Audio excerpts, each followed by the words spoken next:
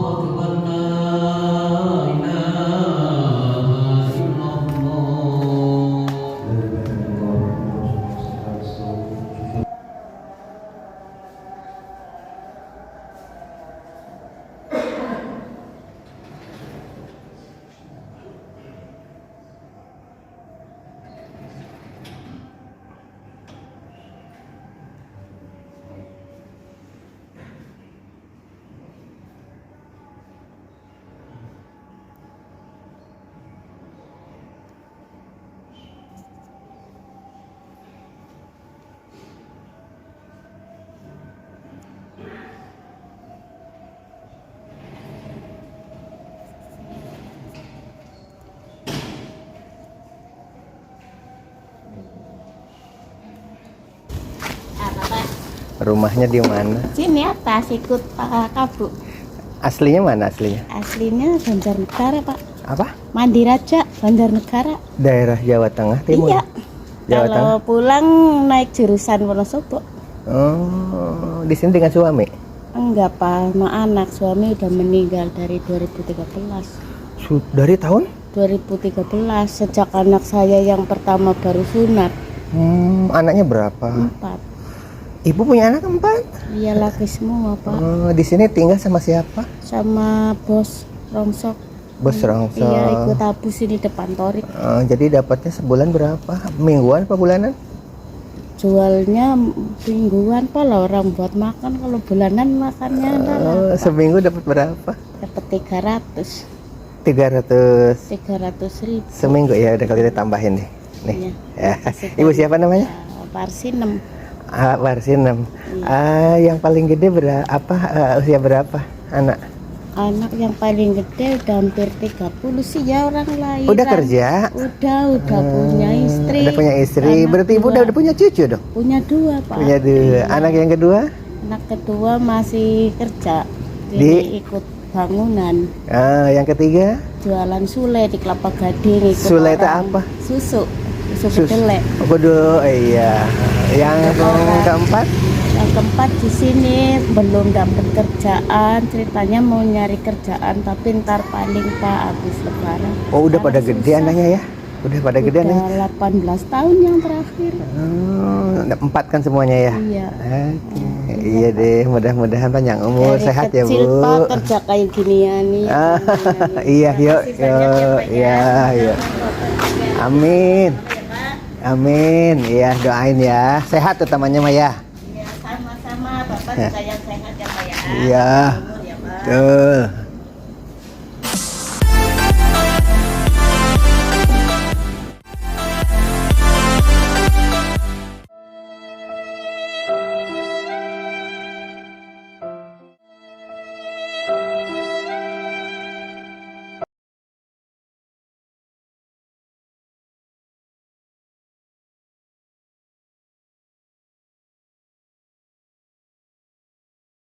Kepalanya, 2 malaikat kasih sayang di kiri kanannya, membawa kain kafan dari surga.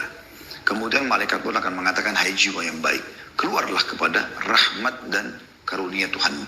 Maka ruh itu keluar dengan sangat cepat seperti air dari mulut kendi. Belum sesaat keluar, dipegang oleh malaikat rahmah kasih sayang tadi, lalu dibungkus dengan kapan dari surga, lalu dibawa ke langit, menembus 7 lapis langit menghadap kepada Allah Subhanahu wa taala. Ya. Kemudian setiap malaikat yang dilewati oleh ruh tersebut bertanya kepada malaikat yang membawanya, siapa ini? Ruh siapa ini? Karena mengeluarkan bau lebih wangi dari kasturi, dari bau kasturi. Semoga kita insya Allah termasuk itu. Maka malaikat rahmah mengatakan, fulan bin fulan, namanya yang paling baik di dunia. Ini penyampaian Nabi SAW, bukan penyampaian saya. Ya, ini wahyu yang diberikan bocorannya kepada kita. Bagaimana prosesi orang kalau meninggal itu. Maka malaikat-malaikat mengatakan, semoga Allah membiarkan ruhnya lewat di sisi kami karena wanginya. Lalu terdengarlah suara dari langit mengatakan, catatkan hambaku dia termasuk penghuni surga, kembalikan dari dunia karena di sana saya ciptakan, di sana pula saya akan bangkitkan. Maka dikembalikan ruhnya bersamaan dengan jasadnya diantar oleh para kerabatnya atau tetangga-tetangganya. Pas tiba di kuburan dimasukkan, kata Nabi SAW, 3 langkah mereka pulang, dia masih bisa mendengarkan suara sendalnya. Kemudian, ya, datanglah 2 malaikat, Munkar dan Nakir, mendudukkan lalu menanyakan, siapa Tuhanmu, siapa Nabimu, apa kitabmu.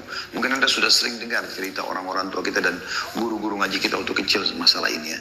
Dan ini benar terjadi. Nabi SAW sampaikan dalam hadis sahih. Lalu menanyakan kepadanya, siapa Tuhanmu, siapa Nabimu, apa kitabmu. Kalau dia orang beriman, kata Nabi SAW, maka dia masuk dalam firman Allah, yuthabbitullahu alladhina amanu bil qawli tsabit fil hayatid dunya wa fil akhirah. Allah akan menetapkan di lisan orang-orang beriman untuk bisa menjawab. Selama di dunia, kenapa kau sholat, kenapa kau puasa, kenapa kau gini. Dia punya jawaban, ada dalilnya. Dan di akhirat, maksudnya di alam barzah, di kuburan, dia akan bisa menjawab pertanyaan malaikat tersebut. Setelah dia jawab, Tuhanku Allah, Nabiku Muhammad, kitab Al-Quran, maka dibukakan baginya pintu neraka. Api, panas, yang bau yang tidak sedap.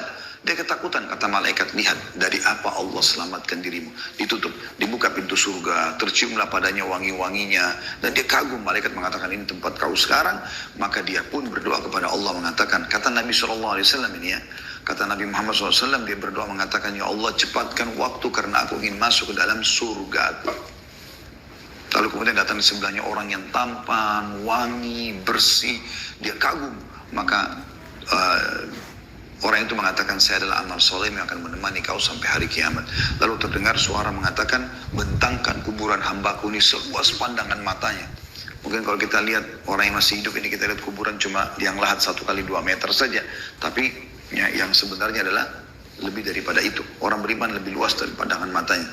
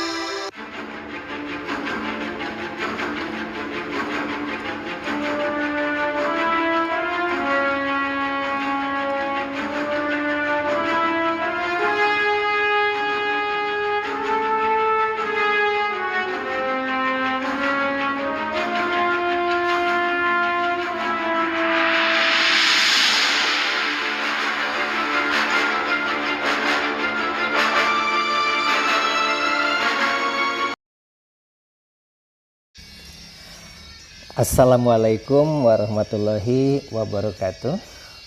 Selamat pagi, salam sejahtera bagi kita semua. Kali ini kita akan membahas tentang video viralnya Pak Dahlan Iskan sedang ritual ajaran agama Buddha.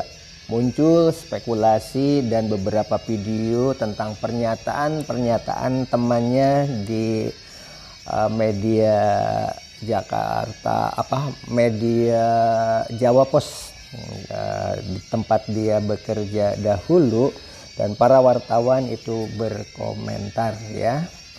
Tapi yang akan kita bicarakan di sini, mengapa Pak Dahlan Iskan jika benar adanya kok memilih ajaran agama Buddha.